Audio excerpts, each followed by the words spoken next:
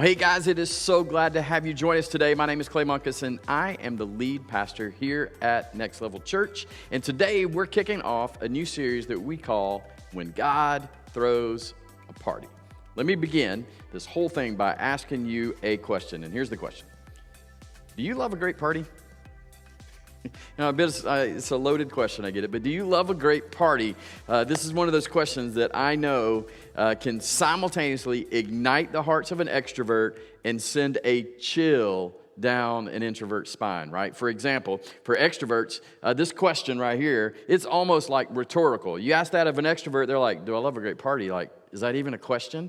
Because when an extrovert hears party, they immediately start thinking like, man, this is an Olympic event, right? Like, it's time to shine, socialize, maybe even bust out the new dance moves that I've been working out in front of my pets, right?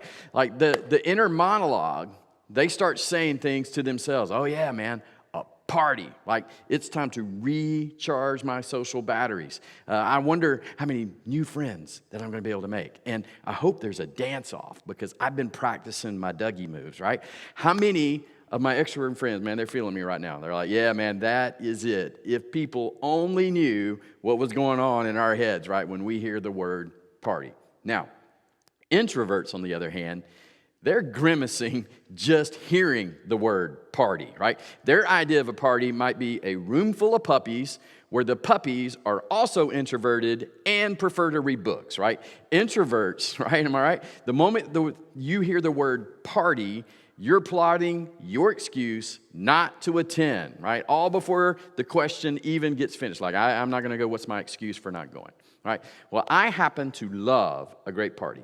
My wife actually hates parties, so we have a hard time, and we have some issues around birthdays, because for me, parties are never big enough, and for her, I always do too much. But way back for my 40th birthday, right, she went way out of her way, and she threw me a murder mystery party. She decorated the whole house in the theme of this mystery and invited a whole ton of people over to our house to participate.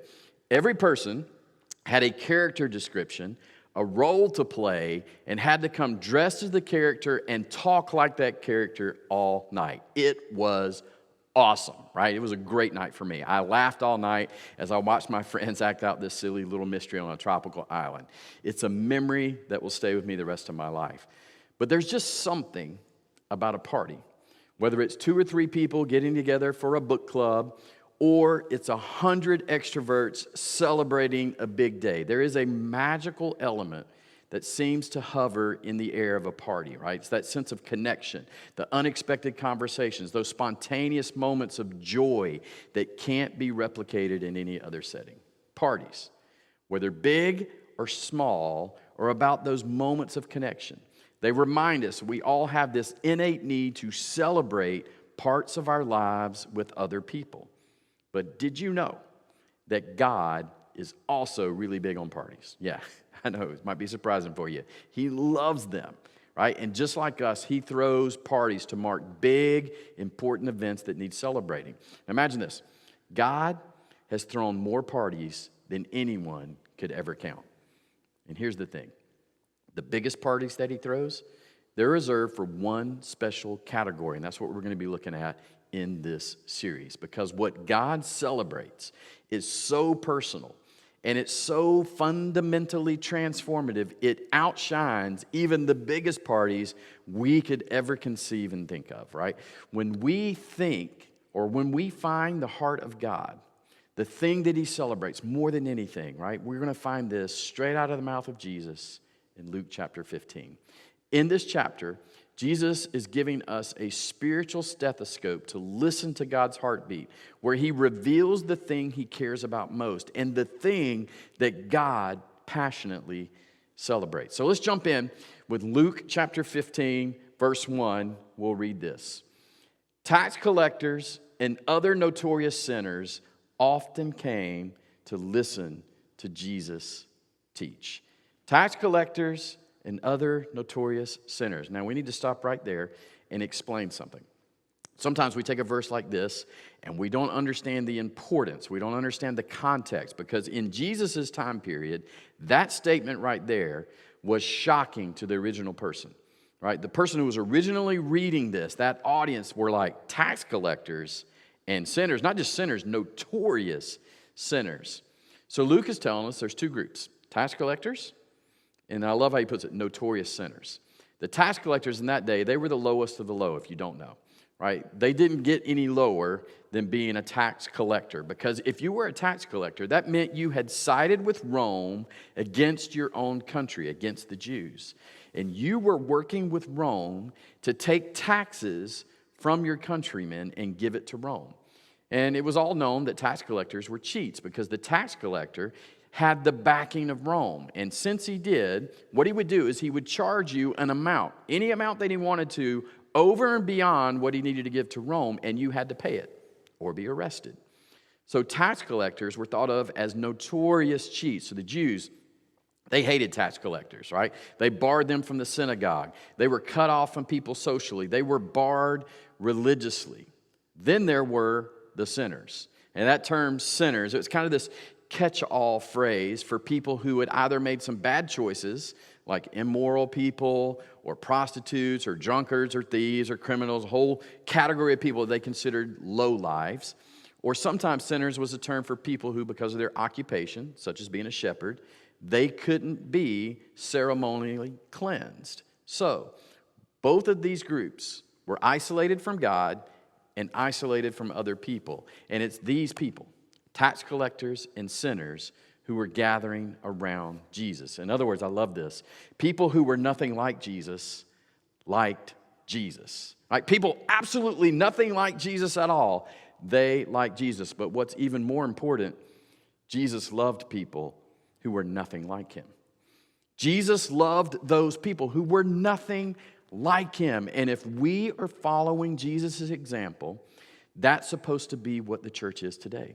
The church is supposed to be a place where it's okay for people who were nothing like Jesus to actually walk in the doors and be loved. Where people from all walks of life, regardless of what's going on in their life or what they've done in their past, everyone should be able to walk into a church and feel loved.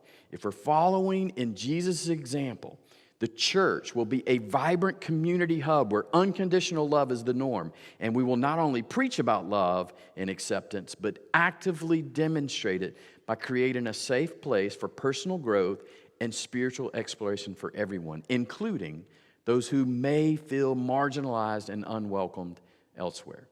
That's the most like Jesus a church can get. But there's a problem, and it shows up in verse 2.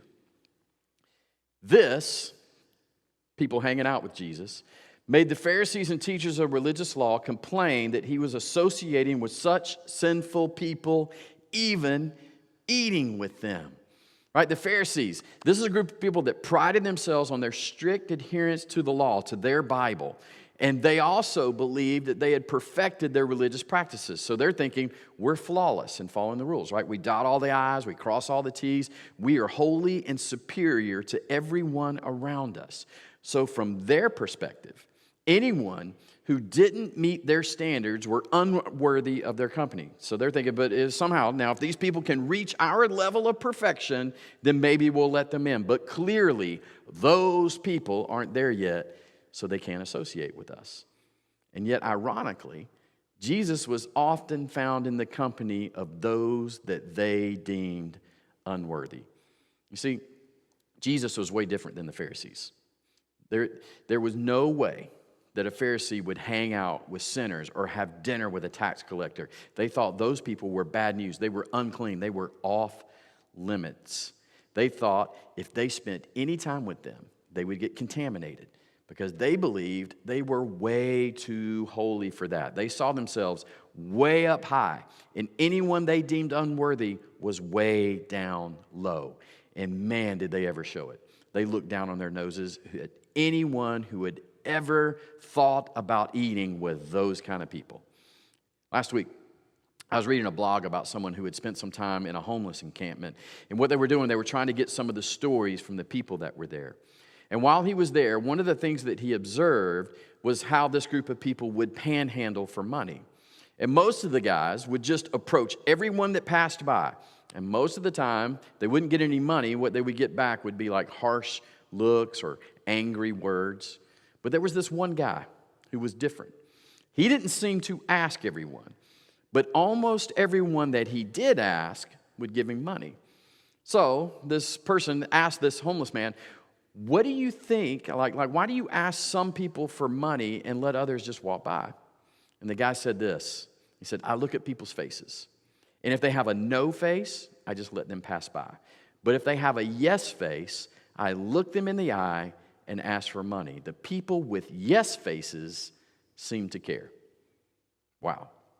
The Pharisees, they had a no face towards anyone not like them. And Jesus had a yes face for all who were nothing like him.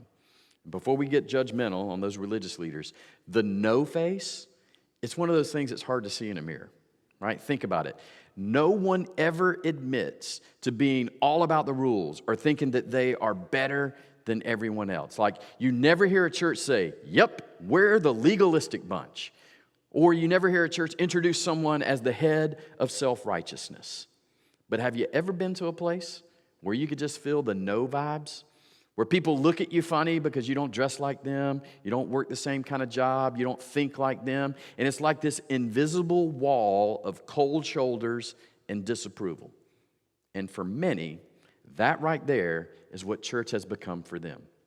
Just a place where everyone has a no face, and they feel they would never be welcome there. And that is the vibe that's happening right here in verse 2. So Jesus decides to address this like he usually does by telling a story. And in this case, he tells 3 stories back to back because he wants to get his point across. We're going to look at the first 2 stories today, and over the next 3 weeks, we're going to look at different aspects of the third story. So in verse 3, he begins, and he says this. So Jesus told him this story. If a man has 100 sheep and one of them gets lost, what does he do? Won't he leave the 99 others in the wilderness and go to search for the one that is lost until he finds it? And when he has found it, he will joyfully carry it home on his shoulders. When he arrives, he will call together his friends and neighbors, saying, rejoice with me, because I have found my lost sheep. In the same way, there is more joy in heaven over one lost sinner who repents and returns to God than over 99 others who are righteous and haven't strayed away. And I'm sure at that point, people are starting to raise their hand and say, hold on. I got a question about the story. But Jesus doesn't even stop. He just launches right into another story. So he goes on in verse 8, or suppose a woman has 10 silver coins and loses one. Won't she light a lamp and sweep the entire house and search carefully until she finds it? And when she finds it, she will call in her friends and neighbors and say, rejoice with me, because I have found my lost coin. In the same way, there is joy in the presence of God's angels when even one sinner repents. As I was kind of reading this and reflecting on this, I saw 3 things that stood out to me. There's probably a lot more, but I saw 3 things that I want to be able to talk to you about. 3 things that I believe we have to rally around as a church if we want to be a part of the party God is throwing.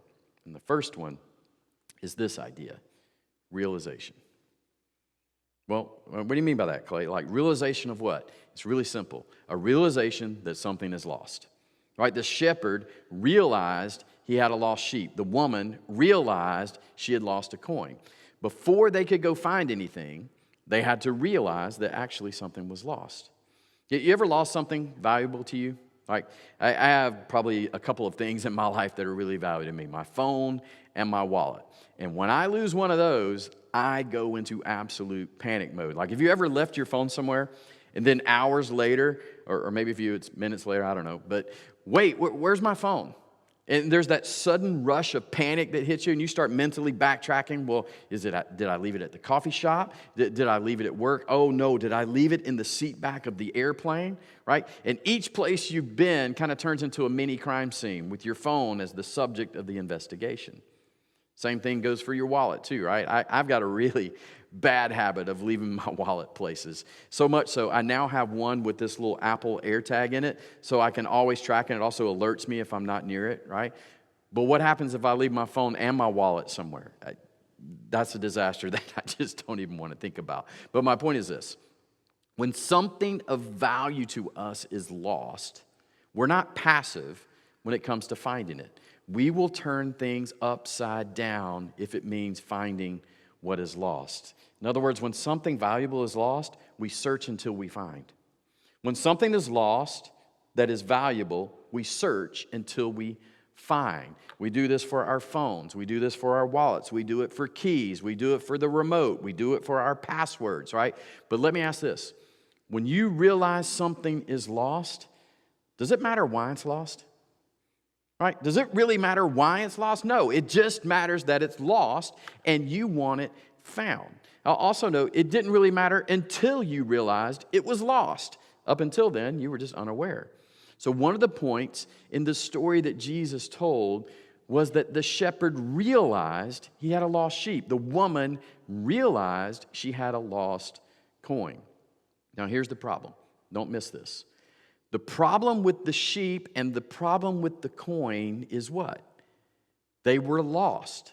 So the shepherd didn't organize a boycott against lost sheep. The woman didn't organize a Bible study to try to figure out if the coin was predestined to be lost or if it was lost because of some really bad choices it made. The shepherd went after the sheep and the woman went after the coin. Why? Because they were lost. Here's the issue we got to understand as Jesus followers. It is not about the behavior of people. It's about the fact that they're lost. The problem isn't the music that they're listening to. It's not what they are drinking. It's not how they dress. It's not how they voted in the last election. It's that they are lost. They don't know Jesus. And change is not possible until Jesus takes their dead heart and turns it into a living one, just like he did for us. That's the problem. And if we're going to be about the purpose of Jesus, we have to get to the place where we realize people are lost and you go after them. And if you're here and you're just checking out this church, please, don't read lost as a bad term. I know it's been used very negatively. It's not a term of blame. It's just a state that God sees us in. And trust me, there are still times in my life where I find myself lost. So it's just a state that we can all find ourselves. It doesn't mean anything. I mean, when you get lost driving, do you think, oh, I'm such a bad person, I'm a horrible human for being lost? No, you're not a bad person. You're just lost, right? And here's the thing when it comes to this. 100,000 within 7 miles. What does that mean? 100,000 within 7 miles. There are 100,000 people within 7 miles of Next Level Church with no church affiliation, of which 68% say they believe in God. They've just rejected the church. And this kills me because I believe with everything within me, the church should be the safest place on the planet to talk about anything. And I also believe that we, like this church, have been set apart by God to play a significant role in reaching these people. And it's my prayer that everyone in Charlotte would know that Next Level is one of those safe places where if you're feeling lost in life and life's got you a little confused, you can come here and you're not going to get any judgment. You're going to receive love and acceptance as we help you find your way to a rich and satisfying life. So in short, lost people are going to act like lost people. We should act like found people and embrace them just like Jesus did. So realization's the first thing. The second thing, this idea of dedication. Right? The shepherd was devoted to finding that lost sheep, which is one of the most effective ways, right? What is one of the most effective ways that an animal tracker can track animals? It's the mess they leave behind, right? An animal tracker doesn't just look at the mess. He gets down, he touches it, he sniffs it, he smells it, he puts his finger in and says, ooh, it's cold, been a while, ooh, it's warm, they're close, right? An animal tracker that's serious doesn't care how messy he gets. As long as at the end of the trip, he gets what he's looking for. That's how relentless that shepherd was going after that sheep. He was willing to embrace the mess. And then in the next story, The woman, man, she tore her house apart. She tore her living room apart. And if you have a couch and you have children, you know how nasty things can get there, right? You just reach your hand down behind one of those cushions. It's nasty. There's goldfish and Ritz crackers and the TV remote you lost 2 years ago. It is messy when you do that, when you move furniture around. The problem that I see is that for years, churches have been afraid of the mess. We've made everything pretty. Jesus is for pretty people who have it all together. But no, he's for the tax collectors and the sinners. He's for the person that's sleeping around, right? And the person who's addicted to painkillers. He's for the person who had the affair and the person who feels like their life has fallen apart. And the man who's addicted to porn. He's for the person who's so full of anxiety she can't sleep at night. Jesus is for those people. And if Jesus is for those people, then this church is for those people. Every one of us have people in our lives, and none of those relationships are accidental. Every one of them is intentional. You work where you work. You go to school where you go to school because God put you there. And he's called you to be salt and light in the world that you live in, period. And I know some of you are thinking, hey, Clay, I don't know. Like, I don't know if I can do that. Or you're thinking, I'm tired of asking my friends to church. I'm tired of talking about Jesus. I'm just tired of it. These stories tell us to be relentless. And here's the thing. The shepherd went after the sheep until it was found. The woman searched for the coin until the coin was found. And the cross is God's message that, hey, I'm serious about you. I never gave up on you. I never stopped pursuing you. Even when you weren't looking for me, I was looking for you, and I found you. I called you out of darkness and into light. You are a brand new creation because I came after you. And what I did for you, I want you to do for the people in your life. So I want you to be relentless in pursuing people that are far from me. That is what the church is supposed to be about, which leads to number 3, and it's kind of the core thought for our series, celebration. I think I know in my life and in our society, we celebrate lots of things, right? We celebrate a Panthers win. We celebrate the fact that NC State made the Final Four this year. We celebrate getting a new job. We celebrate birthdays, anniversaries. We celebrate academic achievements. We even celebrate a good meal that we made at home. But did you know the church is also called to celebrate? Right? We are.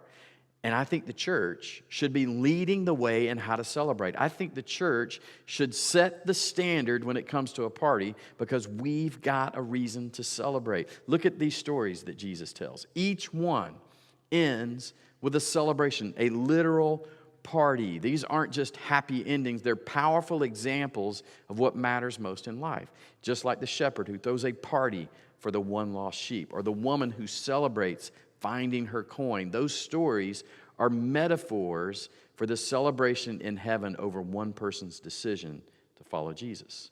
Now, imagine if every church on every corner took this to heart. What if we became known as places where every victory, no matter how big or small, is celebrated? What if we were as joyful as those parties that are happening in heaven? And this just isn't about throwing actual parties. It's about creating and living in an atmosphere of joy and gratitude, creating a space that reflects what's actually happening in heaven. Think about the ripple effect. When a church shows that kind of joy and celebration, it's infectious. The kind of joy and celebration that could change our friends' perspective, our family's perspective, our neighbors, our coworkers' perspective on what church is about. And instead of seeing church as this solemn, judgmental place, maybe people would start to see it as a source of joy and support. And that kind of church can really make a difference. That kind of church can draw people in, not just with its message, but with its genuine enthusiasm for every person's journey.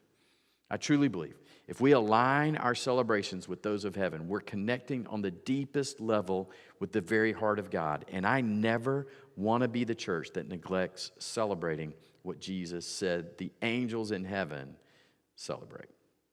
So, now, maybe you're sitting there saying, well, okay, that's all great, Clay, but what does that have to do with me today? Like, what can I do with this now. It's really, really simple. One day, I hope, somebody's going to tell their story, and this is what I want for every one of you. One day, someone is going to tell their story of how they came to Jesus, and they're going to share how you didn't give up on them. They're going to share how you told your story, how you never looked down on them, how you never judged them, how you just kept doing what love required of you, and how you just kept pursuing and pursuing and pursuing, and they're going to thank you. And you know how you're going to respond? You're going to get emotional, right? And if you're a crier, you're going to cry. You might even ugly cry, but something inside of you is going to be bursting with celebration. And your spirit is going to join with the party that God is throwing in heaven over someone finding the full life He has made for them. So, let me ask you, who is that person for you? Who is that person for you? Who in your circle is God preparing to tell that story about you? Seriously, I want you to pause for a moment, and I want you to let the Holy Spirit point them out to you right now. Jesus, who are you sending me to? Who needs to feel loved and accepted? Here's the thing. Here's what I know. The Holy Spirit is directing every person here to someone. He might be giving you a name. It might be a memory. It might be a thought of someone.